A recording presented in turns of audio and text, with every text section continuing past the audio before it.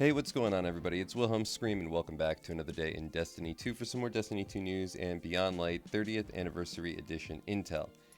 And in this video, I'm not only going to be taking you through this week's Grandmaster Nightfall, which once again is the Corrupted Strike, but I'm also going to be talking about a few things that you're probably going to want to take advantage of rounding out this season as far as farming goes, just to be prepared the most possible for Witch Queen.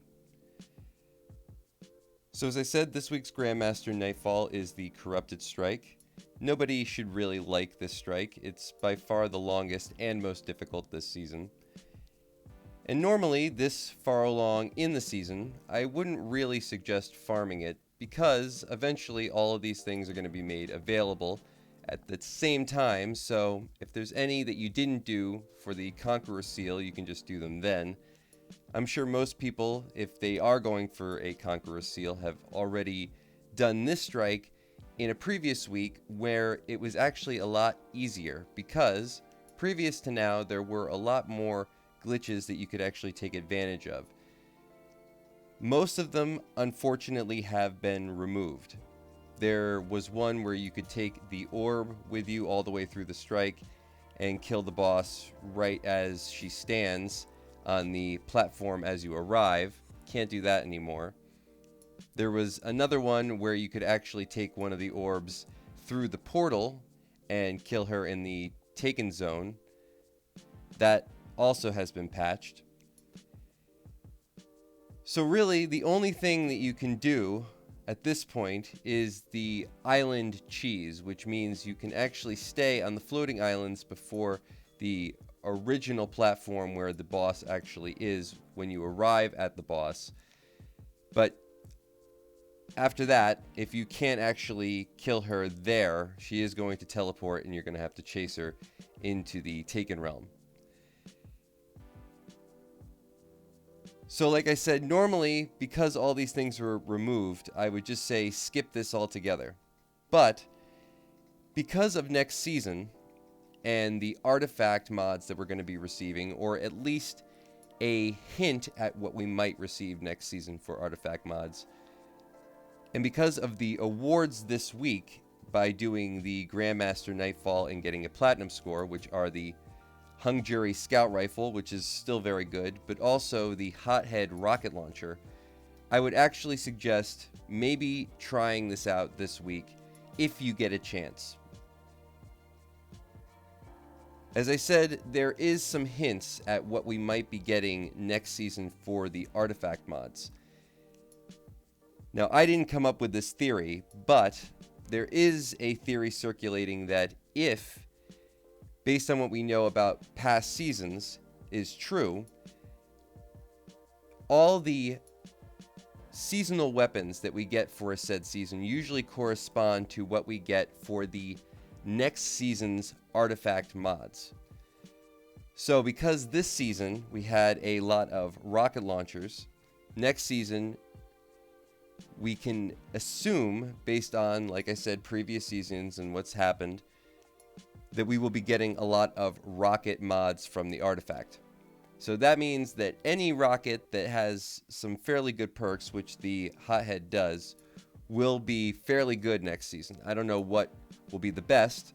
We, of course, have the Gallahorn in the game now, as well as a whole bunch of other really good ones. So the Hothead might actually not even rank, but still might be worth it just in case. This is more on the side of what I was saying in terms of farms that you want to really think about going into next season. Also, make sure that you're always taking advantage of the mods available from A to 1, as well as the weapons rolls that are available every day and reset every day at the gunsmith.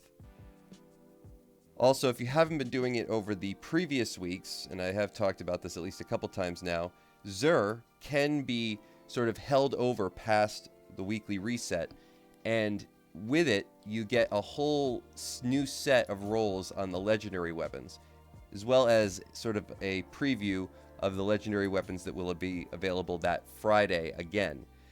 So if you haven't heard about that, just remember, on Tuesday, if you are at Xur, His weapons will reset, but he will not disappear. The exotics will be gone, but the legendary weapons will be there for the next week. That'll be that Friday, but with different roles that will appear on that Friday.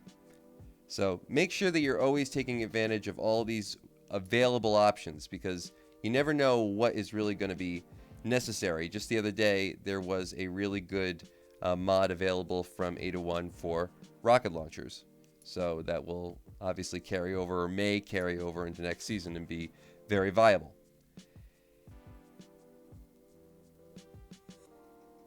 And that's going to be it for all the information in today's video as far as pertaining to the actual Grandmaster. Like I said, the only thing that's really available is that floating island cheese, and that's really just for the first phase.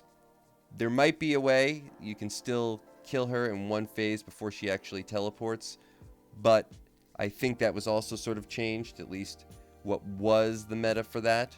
Gjallarhorn might change that a little bit. Over the next couple of weeks, I'll be covering a few more farms and things that you want to do for maybe some stuff that's going to be disappearing as far as cosmetics or emblems are concerned, as well as just general farming glitches for solo players, for things that are maybe from the tower kiosk as far as exotics, or maybe just raid loot or dungeon loot that you might want to just remember to have or take advantage of going into next season. So if you're just a solo player and you're looking to just kind of farm up level, these things might help you out.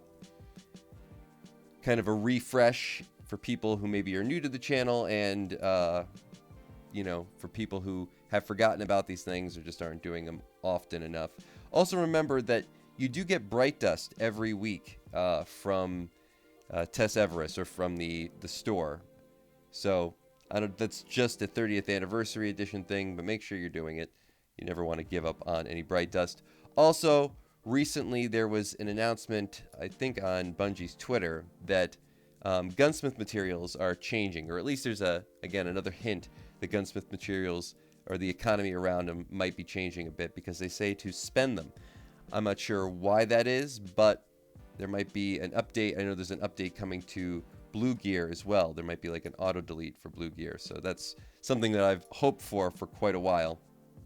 But you might want to go and spend at least some of your gunsmith, if you have a lot of gunsmith materials, at Banshee. At the very least, you'll get a whole bunch of legendary shards. Maybe legendary shards are going to be really, really valuable next season. Who knows how the economy will change.